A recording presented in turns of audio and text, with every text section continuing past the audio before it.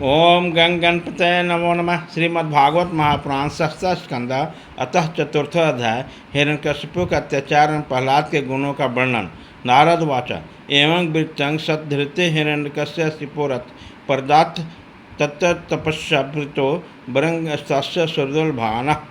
नारद जी कहते हैं, युधिष्ठिर, जब हिरण्यकशिपु ने ब्रह्मा जी के इस प्रकार दुर्लभ वर मांगे तो उन्होंने तपस्या से प्रसन्न होने के कारण उसे वर दे दिया।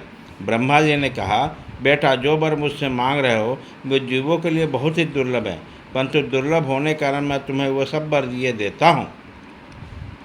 नारद जी कहते हैं, ब्रह्मा जी के वरदान के कारण कभी झूठे नहीं होते हैं, वो समर्थ भगवत स्वरूप ही हैं।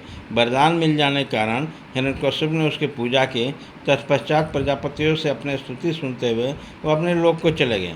ब्रह्मा जी से वर प्राप्त करके हिरण्यकशिपु का शरीर स्वर्ण के समान कांतिमान एवं हष्टपुष्ट हो गया। वो अपने भाई के मृत्यु का स्मरण करते हुए भगवान से द्वेष करने लगा। उसी महादैत्य ने समस्त देशाओं, तीनों लोकों, देवता, असुर, नरपति, गंधर्व, गरुड़, सर्प, सिद्ध, चारण, विद्याधर, ऋषि, पितृ का अधिपति, मनु, यक्ष, राक्षस, पिचासराज, प्रेत, धूत, भूतपति, समस्त प्राणियों और राजाओं को जीतकर वश में कर लिया। यहाँ तक कि उस विश्व विजयी दैत्यों ने लोकपालों की शक्ति और स्थान भी छीन लिया। अब वह नंदवन आदि दिव्य उद्यानों के सौंदर्य से युक्त स्वर्ग में रहने लगा। स्वयं विश्वकर्मा का बनाया हुआ इंद्र का भवन ही उसका निवास स्थान था। उस भवन में तीनों लोकों के सौंदर्य की मूर्तियाँ होकर निवास करता था। उसी समय संपत्तियों से संपन्न था। उस महल में मूंगे की श्रेणियाँ, पन्ने की गच्चे और स्फटिक मणि की दीवारें, बैदुर्मणि के खंभे और मणियों की कुर्सा थी। रंग बिरंग चौदहवें तथा दूध के फैले के समान स्याहें, जिनमें मोतियों की झालर लगी थी, शोभायमान हो रहा था। सर्वांग सुंदरी अप्सराएं अपने नुपुरों से रुंझुन करते हुए, ध्वनि करते हुए रथ में भूमि पर इधर उधर टहलता करते थे। कभी कभी उससे अपना सुंदर मुख देखने लगता। वह महेंद्र के महल में महाबली और महामनुष्य हिरण्यकशिपु सब लोगों को जीतकर सबका एक छत्र सम्राट बनकर बड़ी स्वतंत्रता से विहार करने लगा। उसका शासन इतना कठोर था कि उससे भयभीत होकर देव, दानव और तथा उसके चरणों की वंदना करते हैं। युधिष्ठिर वह उत्कुट गंध वाला मदिरा पीकर मतवाला रहा करता था। उसकी आंखें लाल लाल चढ़ी हुई रहती। उसकी समस्त तपस्या, योग, शारीरिक और मानसिक बल का बड़ा भंडार था। ब्रह्मा, विष्णु, महादेव के सिवा वह सभी देवताओं को अपने हाथों से भेंट ले लेकर उसकी सेवा में लगा रहता। जब वह पुरुषार्थ के इंद्रासन पर बैठ गया तब युधिष्ठिर, विश्ववसु, तुमरु और सभी लोग उसका गान करते थे। गंधर्व, सिद्धि, ऋषिगण, विद्याधर, अप्सराएं बार बार उसकी स्तुति करते थे। युधिष्ठिर वो इतना तेजस्वी था कि वर्णाश्रम धर्म का पालन करने वाले पुरुष जो बड़े बड़े दक्षिणा वाले यज्ञ करते, उसके यज्ञों की यावती वो स्वयं छीन लेता। पृथ्वी के सातों द्वीपों में उसका अखंड राज था। सभी जगह बिना जोए वो धरती से अन्न पैदा होता। वो जो कुछ चाहता अंतरिक्ष से उसे मिल जाता तथा आकाश से उसे भांति भांति के आश्चर्यजनक वस्तुएं दिखाकर उसका मनोरंजन करता रहा। इस प्रकार खारे पानी, सुराग, घृत, तिक्षरस, दसी, दुग्ध और मीठे पानी के समुद्र से अपनी पत्नी नदिया के साथ तरंगों के द्वारा उसके रत्न राशि पहुँचाया करता।